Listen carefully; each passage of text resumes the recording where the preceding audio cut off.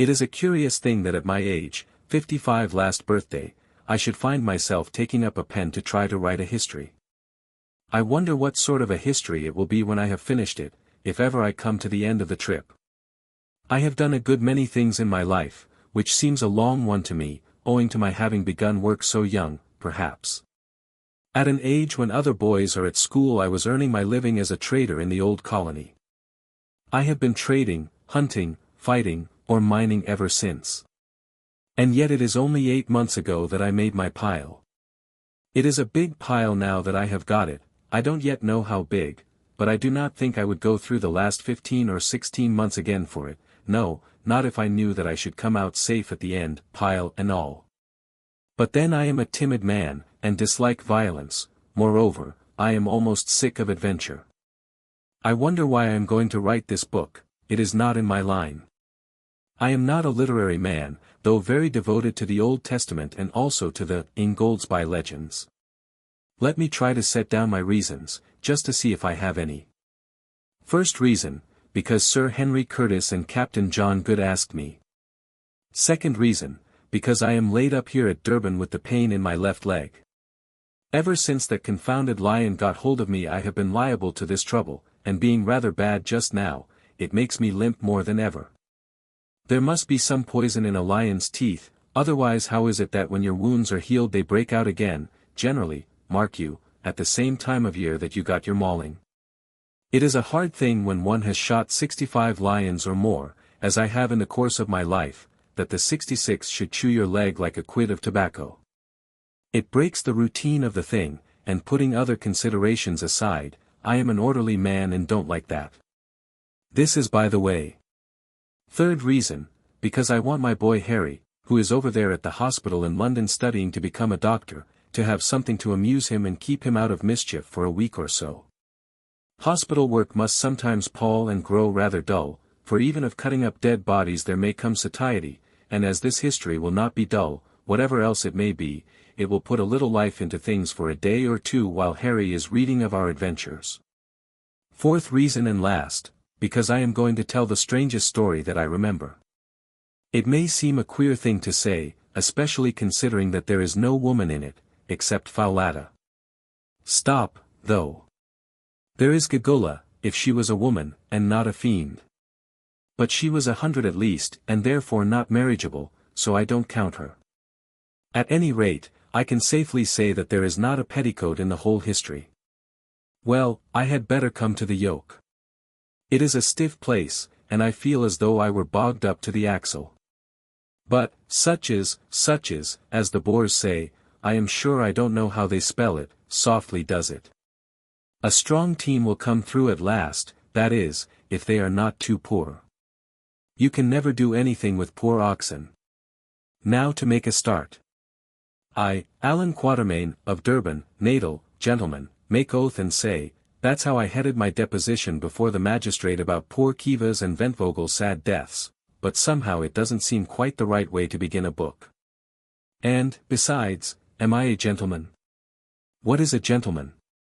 I don't quite know, and yet I have had to do with niggers. No, I will scratch out that word, niggers, for I do not like it. I've known natives who are, and so you will say, Harry, my boy, before you have done with this tale, and I have known mean whites with lots of money and fresh out from home, too, who are not. At any rate, I was born a gentleman, though I have been nothing but a poor traveling trader and hunter all my life. Whether I have remained so I know not, you must judge of that. Heaven knows I've tried. I have killed many men in my time, yet I have never slain wantonly or stained my hand in innocent blood, but only in self-defense. The Almighty gave us our lives, and I suppose He meant us to defend them, at least I have always acted on that, and I hope it will not be brought up against me when my clock strikes. There, it is a cruel and a wicked world, and for a timid man I have been mixed up in a great deal of fighting.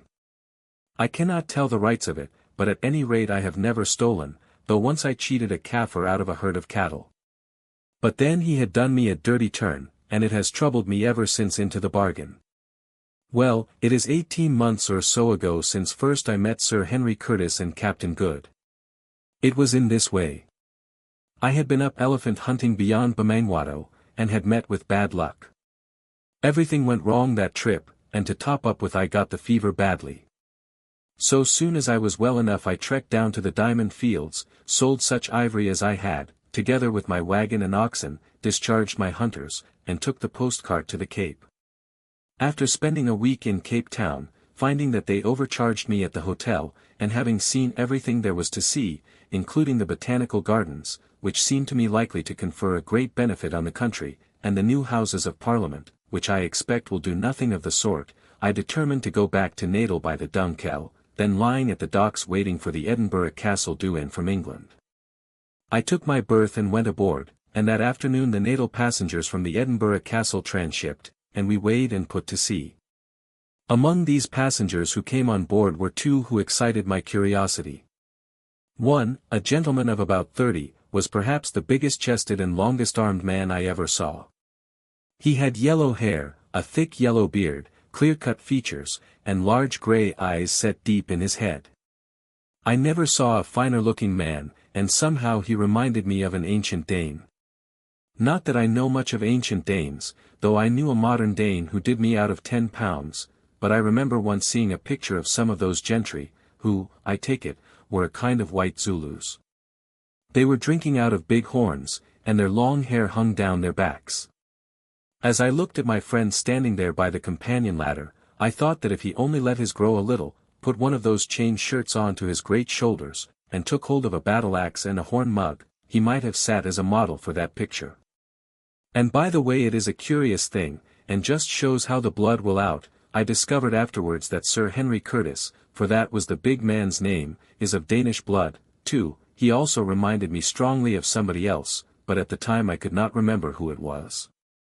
2. Mr. Quartermaine's ideas about ancient Danes seem to be rather confused. We have always understood that they were dark-haired people.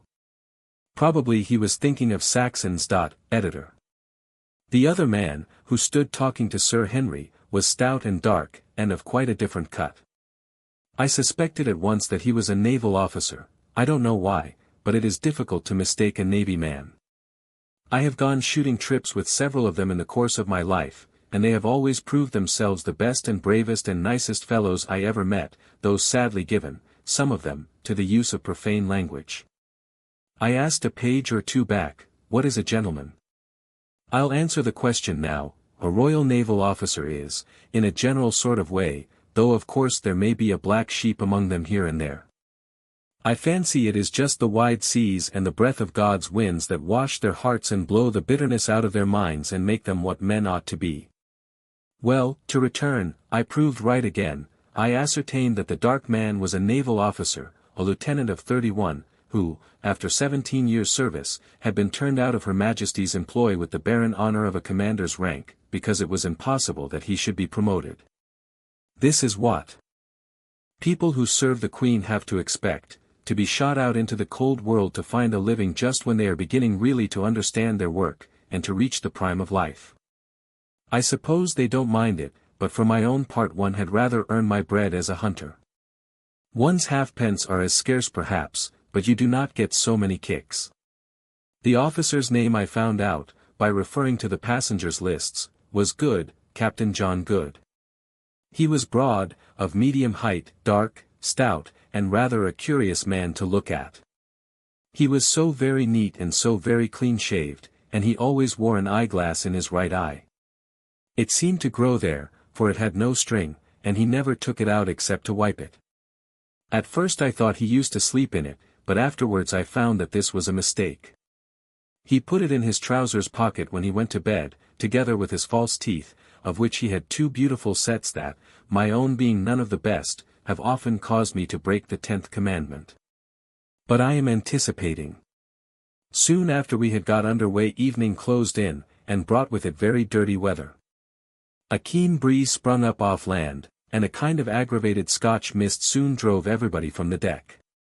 As for the Dunkeld, she is a flat-bottomed punt, and going up light as she was, she rolled very heavily. It almost seemed as though she would go right over, but she never did.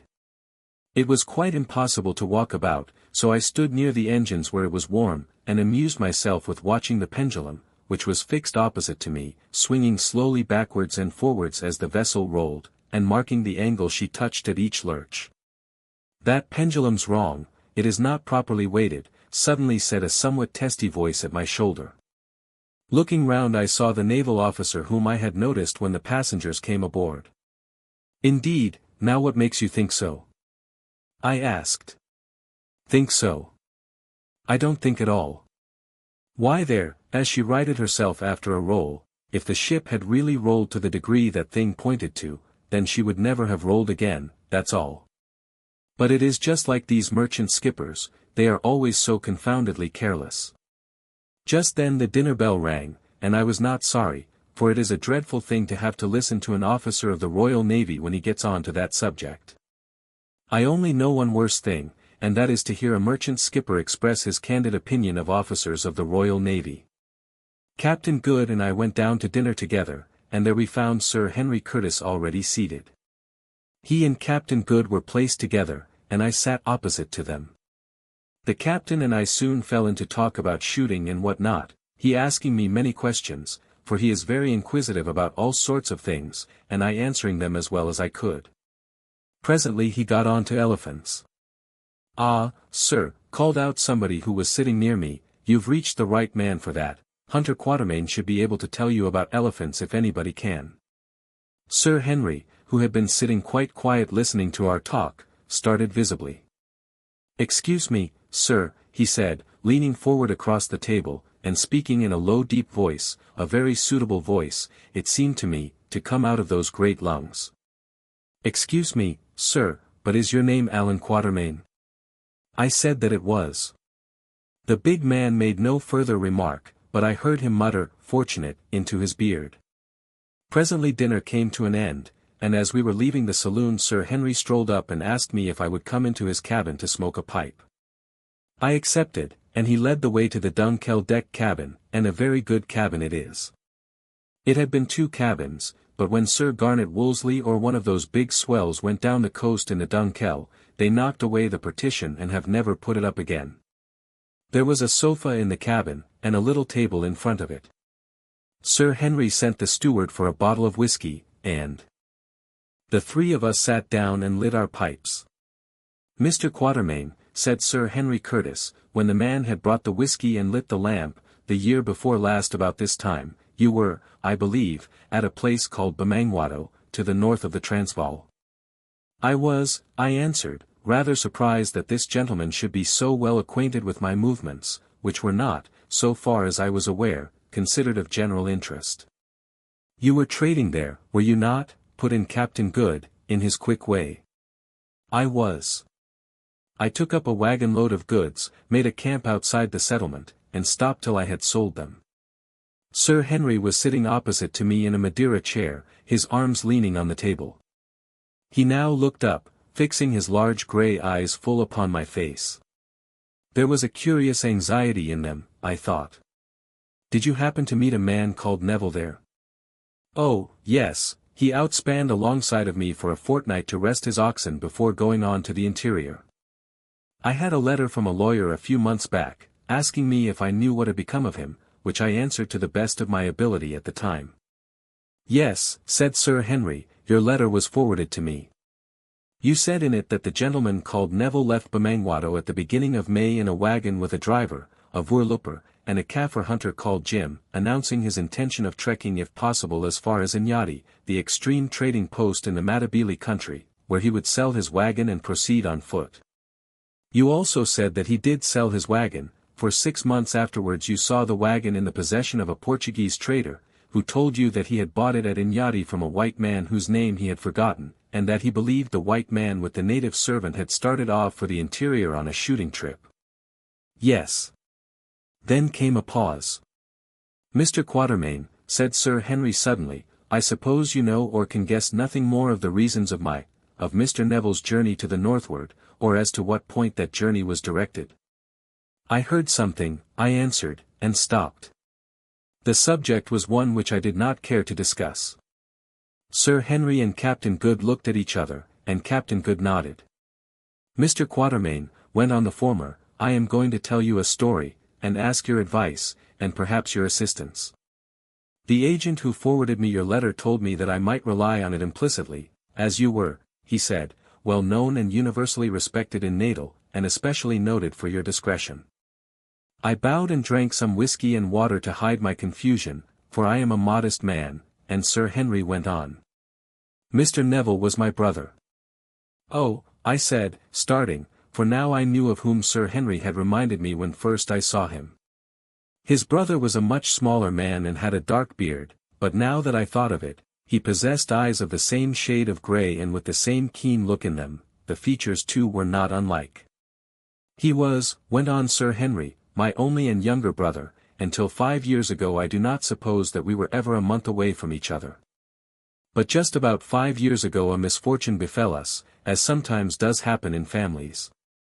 We quarrelled bitterly, and I behaved unjustly to my brother in my anger.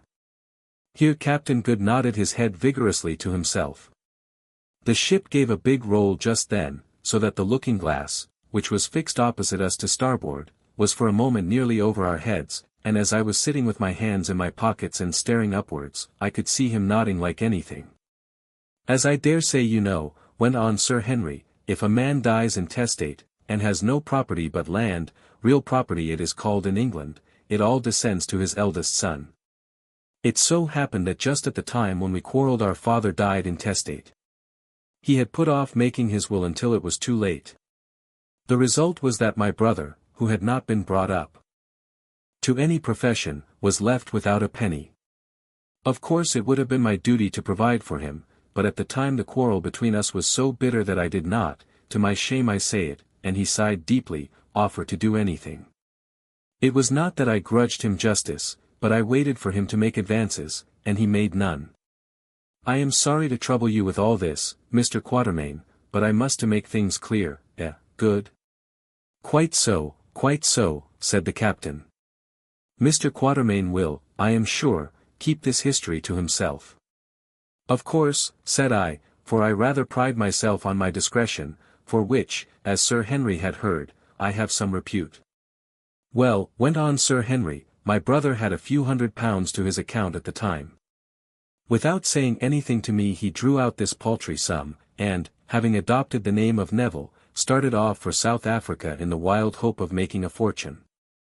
This I learned afterwards. Some 3 years passed, and I heard nothing of my brother, though I wrote several times. Doubtless the letters never reached him. But as time went on I grew more and more troubled about him. I found out, Mr. Quartermaine, that blood is thicker than water. That's true, said I, thinking of my boy Harry.